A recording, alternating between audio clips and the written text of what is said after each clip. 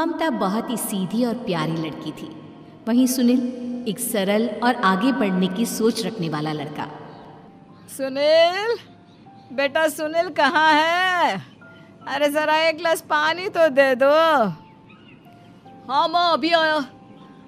क्या माँ, पानी तेरे सर के पास ही तो रखा है। क्या हो गया है, तबीयत खराब है क्या? अरे नहीं नहीं, वो उठने का मन ही नहीं कर रहा था, तो देखा ही नहीं। वैसे क्या कर रहा है? यहाँ बैठ ना मेरे पास। माँ पढ़ रहा था। वो क्या है ना, नौकरी में तो वक्त नहीं मिलता, अब ऑफिस से घर आकर ही तो वक्त मिलता है। अच्छा अच्छा ठीक है, पढ़ ले जा बेटा। सुनील पढ़ लिख कर और आगे बढ़ना चाहता था, लेकिन माँ की तबीयत खराब देखकर सोचता है कि शादी ही कर ले। कब तक माँ का ख्याल वो अकेले रख पाएगा? तो एक दिन, माँ ये ममता है, मैंने इससे शादी कर ली है। तुम्हारी तबीयत भी ठीक नहीं रहती, तो मैंने सोचा शादी कर लेता हूँ। घर संभालने वाली और तुम्हें संभालने वाली कोई आ जाएगी तो अच्छा रहेगा। माँ अचानक से सामने बहू देखकर हैरान रह जाती है। बेटा ये क्या बात होती है? न बैंड, न बाजा, न दहेज, न शगुन, ऐसे कैसे बहू आ गई? माँ तू तो जानती है, मैं नौकरी के साथ पढ़ाई कर रहा हूँ, तो कहाँ से इतना पैसा बचा पाता कि धूमधाम से शादी करता। वैसे भी माँ, लोग तो आकर खाकर निकल जाएंगे, इसलिए बस वैसे ही। माँ जी, मैं आपका ख्याल रखूंगी। वैसे भी ये आगे की पढ़ाई कर रहे हैं, अच्छा कुछ कर गए तो सबके दिन फिर से अच्छे आ जाएंगे। सास को ममता की बात ठीक तो लगती है, लेकिन मन में कहीं ना कहीं लगता है कि कहीं बहू बेटे को लेकर फुर्र ना हो जाए और फिर तो वो रह जाएगी अकेली। बेटा देख, मेरा जो कुछ भी है वो सुनील ही है, और सुनील का भी अब इस दुनिया में मैं ही हूँ और कोई नहीं। क्या सुनील? बिल्कुल माँ, लेकिन आज से ममता भी मेरे जीवन का अहम हिस्सा है, जैसे तू है। सास को बड़ा बुरा लगता है कि उसकी सल्तनत में कोई और हिस्सेदार कैसे हो सकता है। कैसे कोई और उसके 30 साल के बेटे की जिंदगी में अचानक से आकर बराबर का हिस्सेदार बन सकता है। देख बहू, मैं भले थोड़ा बीमार रहती हूँ, लेकिन इसका मतलब यह नहीं कि घर की चीज़ों में मेरा कंट्रोल ख़त्म हो गया है। मैं आज भी इस घर की रानी हूँ, समझी? बेटा सोचता है कि ये माँ को अचानक से क्या हो गया। कल तक जो माँ कहती थी कि जिंदगी का कोई भरोसा नहीं, वो अचानक से जंग के मैदान की झांसी की रानी कैसे बन गई? माँ क्या हो गया है? सब ठीक है ना? अचानक कैसी बात कर रही हो? ममता का आज पहला दिन है, स्वागत करो उसका। आसपास की आंटियों को बुलाओ, नई दुल्हन की मुंह दिखाए करवाओ। खैर, सास होने का फर्ज निभाती है और बाद में एक सहेली के साथ बाहर निकल जाती है। क्यों री बताया नहीं कि बेटे का ब्याह कर रही हो? वैसे तो सारा दिन हम ही में घुसी रहती हो।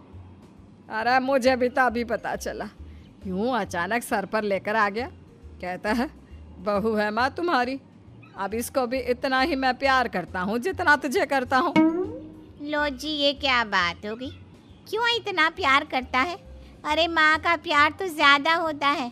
अब उसको तो कोई दूसरा पति मिल सकता है, लेकिन तुम ही बताओ, क्या माँ की ममता किसी और की हो सकती है?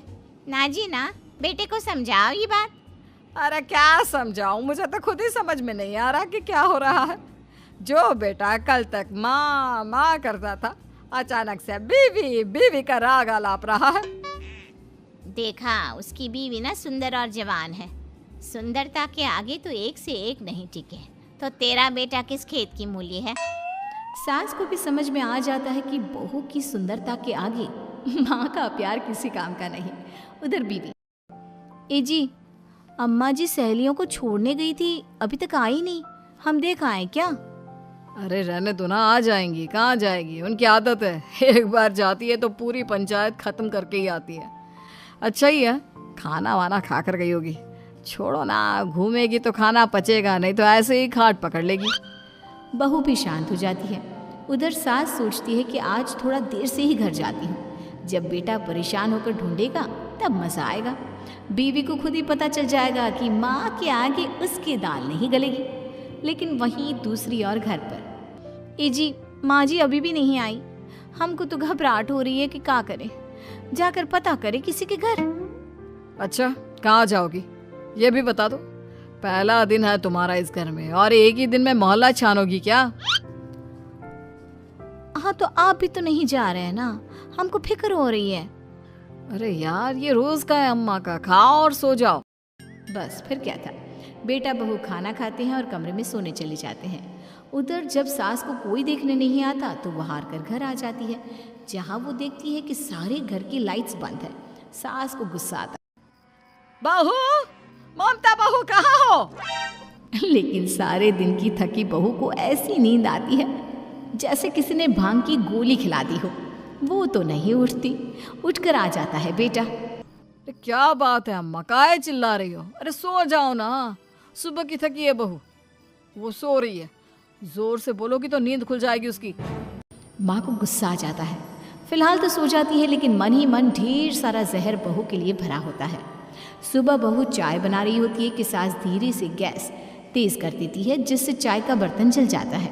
और जैसे ही बहू चाय का बर्तन उठाती है उसका हाथ जल जाता है। मेरा हाथ जल गया। वो जोर जोर से चिल्लाकर इधर उधर भागती है कि सास थोड़ी देर में उसके हाथ में पानी डाल देती है। हाय रे बहू, क्या कर रही हो? पहली बार रसोई छुई हो क्या? सासू माँ गलती से गैस तेज रह गई थी और बर्तन जल गया, जिससे मेरा हाथ जल गया। हाय रे, कितना गंदा दाग। छी छी छी छी, मुझे तो उल्टी आ रही है तेरा गला हुआ मांस देखकर। तू ना मुझे अभी साथ से खाना मत लगाना। बहू भी खुद का हाथ देखती है तो उसे भी रोना आ जाता है। कुछ दिनों के बाद सास की सहेली आती है, बहू चाय बनाकर लाती है। उसके जाने के बाद सहेली कहती है, बहू की सुंदरता ऐसी है कि कोई भी दीवाना हो जाए। वैसे तेरे बेटे का क्या हाल है? अरे वैसा ही है, बहू के पीछे लट्टू। क्या करूं, कुछ समझ में नहीं आ रहा। मैंने तो बहू के चेहरे पर दिवाली के पटाखे की चक्री फेंक दी, उसका पूरा चेहरा जल गया। अब देखो ना रही सुंदरता, और ना ही अब मेरा बेटा उसे पूछता है। अरे अब तो वो उसे छोड़कर दूसरी भी देखने को बोल गया है मुझे। बहू सारी बात सुन रही होती है। आंटी एक बात बताइए, क्या भरोसा है कि दूसरी सही आए और आपके अनुसार रहे? देखिए आंटी, मेरी सासू माँ को गलत बात सिखाने की जरूरत नहीं है। हमारा परिवार साथ में खुशी से रह रहा है। देख बहू, मेरी सहेली की बेइज्जती ना कर, वही अच्छा रहेगा तेरे लिए, समझी? बहू नहीं मानती है। वो बार बार उनकी सहेली को घर से निकल जाने को कहती है। तभी सास की सहेली पास के चूल्हे से लकड़ी लाकर बहू के चेहरे पर लगा देती है। बहू जोर जोर से रोने लगती है। अरे ये क्या कर दिया? मैंने कहाँ किया, ये तो तूने किया। तू ही नहीं चाहती थी कि बहू बेटे के साथ रहे, भला मैं क्यों करूँगी?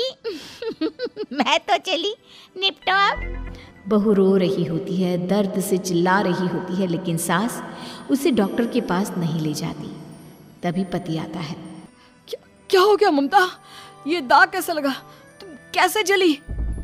ममता कुछ नहीं कहती, बस दर्द से करा रही होती है। पति माँ की तरफ देखता है। हो ना हो माँ, ये पक्का आपका काम है। आप ही ममता से जला करती थी ना।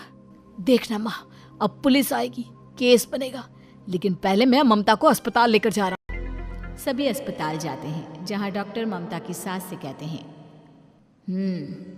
आपने तो नहीं जलाया ना बहू को? अब ममता की सास के तो पसीने छूट रहे होते हैं। वो घबरा कर कहती है, ना ना डॉक्टर साहब, कैसी बात करते हैं? हम क्या जलाएंगे अपनी बहू को? डॉक्टर ममता के पति से पूछते हैं, देखिए, क्योंकि ये ससुराल में जली है तो मामला पुलिस का बनता है, तो आप पहले पुलिस को बुलाइए, तभी इलाज पूरा होगा। सास डर जाती है कि अब तो बच्ची जिंदगी जेल में ही रहना हो। रहने दीजिए ना, पुलिस को क्यों बुलाना? सारी हंसी खत्म हो जाएगी जब पुलिस के डंडे पड़ेंगे। बहू को जलाना भले ही बहुत आसान हो, लेकिन उसके बाद सारी जिंदगी जेल की हवा खाना। सास डर जाती है। पुलिस आती है। पास लेटी दर्द से करा रही ममता स्टेटमेंट देती है। तो क्या हुआ था? कैसे जली आप? ममता पास खड़ी सास को देखती है। बेटी बताओ, कैसे जल गई तुम? ओए, काका का किरण वाली शाहरुख, चुप, बिल्कुल चुप। सास चुप। सभी इंतजार करते हैं कि ममता क्या बोलेगी। जी मैं खाना बना रही थी, लकड़ी उड़कर मेरे ऊपर गिर गई और मैं जल गई।